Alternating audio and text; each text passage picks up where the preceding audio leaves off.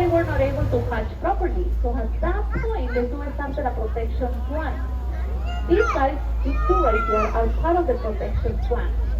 They tried breeding them. 15 were able to breed properly.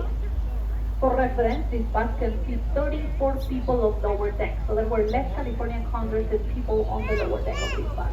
They kept going. Right now we have about 600.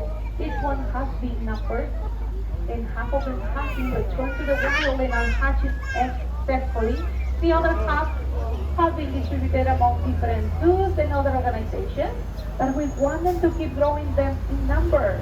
That's not a big number for a whole population. A very easy thing